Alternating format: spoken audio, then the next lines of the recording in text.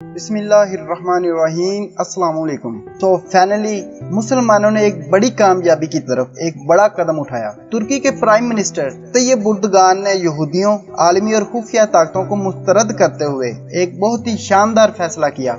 ये जो फैसला तैयब एर्दोगान ने किया है वो पूरी दुनिया के अंदर मुसलमानों के लिए गोल्डन चांस है। और इस दौर में जैसे कि मुसलमान ट्रबल कर रहे हैं, तैयब एर्दोगान और इनकी पार्लियामेंट ने कमाल करते हुए कहा कि हमारा मुल्क खुद मुख्तियार है। और इनके तारीखी इस फैसले को पूरी दुनिया के मुसलमान दाद देते हैं कि इन्होंने आया सोफिया म्यूजियम को कन्वर्ट कर दिया है मस्जिद में। याद रहे कि ये पहले म्यूजियम था और अब ये मस्जिद में कन्वर्ट कर दी गई है और इसमें अजान भी दी जा रही है। मजीद डिस्कस करने से पहले इस वीडियो को लाइक करें, हमारे चैनल पब्लिक टीवी को सब्सक्राइब करें और बेल आइकन को प्रेस करना ना भूलें ताकि बर वक्त अपडेट आपको देते रहें। ये कोई छोटा काम नहीं है, ये बड़ी जंगों से पहले वो पेशन गोइयां हैं जो सच हो रही हैं। ये तैयब एर्दोगान ने एक बड़ा कदम उठाया है खिलाफत उस्मानिया की तरफ और इनके इस कदम से पूरी दुनिया में जहाँ जहाँ यहूदी हैं और काफिर हैं वो खुश नहीं हैं। सबसे पहले इसराइल, अमेरिका, पूरा यूरोप और इंडिया ये अपने गुस्से का इजहार कर रहे हैं कि ये मस्जिद में कन्वर्ट नहीं होना चाहिए था। और इनको ये तकलीफ इसलिए हो रही है कि इनका 100 साल का मुआहदा खत्म होने जा रहा है और ये आगाज है उस दौर का जिसे हम खिलाफत उस्मानिया के नाम से जानते हैं। क्योंकि तैयब एर्दोगान ये चाहते हैं कि खिलाफत उस्मानिया दोबारा बहाल हो और शेर और बकरी एक ही गाड़ से पानी पिए। खिलाफत उस्मानिया में इंसाफ, अदल, रहमदिली और इस्लाम का बोलबाला था और यही वजह है कि यहूदियों को मौत नजर आ रही है।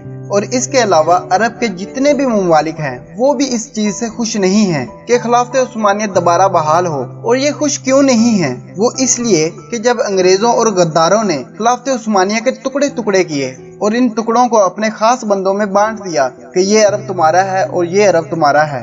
और इस चीज पर यहूदियों और अरब के दरमियान 100 साल का मुआहदा हुआ जो कि अब खत्म होने जा रहा है। और अब तैयब एर्दोगान इसको दोबारा खिलाफत उस्मानिया की तरफ कन्वर्ट करना चाहते हैं। हमारे मुल्क के प्राइम मिनिस्टर इमरान खान को भी तैयब एर्दोगान से सीखना चाहिए क्योंकि पाकिस्तान में भी इस वक्त बहुत ही गंदा निज़ाम चल रहा है और हमारे मुल्क में भी गद्दार चमड़े हुए हैं इसी निज़ाम के साथ। वजीर आज़म इमरान खान को फैसला करना होगा और वो इसके बारे में सोच भी रहे हैं कि इन गद्दारों से कैसे जान छुड़ाई जाए। अब इस तमाम सूरत में तैयब एर्दोगान को ये समझ आई कि हमारे मुल्क में अंग्रेजों के निज़ाम से बहाली नहीं हो सकती और ना ही माफिया से निपटा जा सकता है।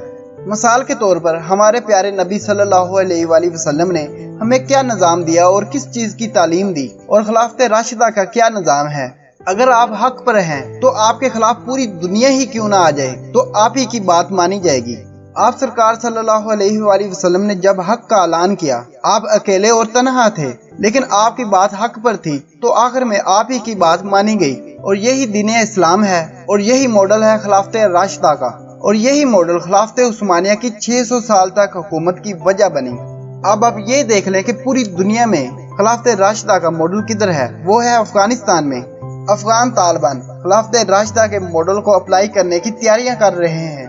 अब तैयब एर्दोगान ने यही चीज देखी कि उनका सारा निजाम हक पर नहीं है और ना ही हक की बात करते हैं, तो उन्होंने क्या किया कि अपने आप को स्ट्रॉन्ग किया और फिर ऐसा ऐसा तमाम माफिया को खत्म किया। ऐसा नहीं कि आपकी कुर्सी के साथ ही बैठे हुए हैं आपके वजीर और आपके मशीर वगैरह। तैयब एर्दोगान ने पहले अपना सदारती निजाम मजबूत किया और उसके बाद तमाम माफिया को खत्म किया और अब वो अप्लाई करने जा रहे हैं खिलाफत उस्मानिया का मॉडल। और इस मॉडल का पहला स्टेप आया म्यूजियम को कन्वर्ट कर दिया मस्जिद में। और ये कोई मामूली बात नहीं, इससे यहूदियों की जड़ें हिल गई हैं। अब इस तमाम सूरत में इस हवाले से काफिर कहते हैं कि ये पहले चर्च था। आप मुसलमानों की तारीख उठाकर देख लें कि किसी जगह भी ये लिखा हुआ है कि मुसलमानों ने इनकी इबादत की जगह गिराकर मस्जिद तैयार की हो।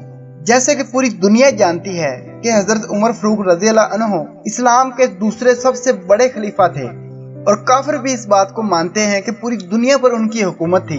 क्या उनकी खिलाफत में कोई ऐसा वाकया हुआ है कि किसी की इबादत गाह को गिराकर या तोड़कर मस्जिद तैयार की हो? तो ऐसा बिल्कुल नहीं है क्योंकि हमारा दीन इस्लाम इस चीज की इजाजत नहीं देता। अब इस बात को आप समझिएगा कि यहूदियों और काफिरों ने हमारे साथ क्या किया है। उन्होंने हमारे ईमान पर अटैक किया है। अब इसराइल में यहूदी कहते हैं हमें 2000 साल लगे अपना हक वापस लेने में। अब आप बताएं कि इनके पास ऐसा कौन सा हक है। और इसके अलावा वो ये भी कहते हैं कि मस्जिद अक्सा के अलावा जिस दिन हमारा थर्ड टेम्पल तैयार हो जाएगा उसी दिन मुसलमानों को बहुत बड़ा दचका देंगे।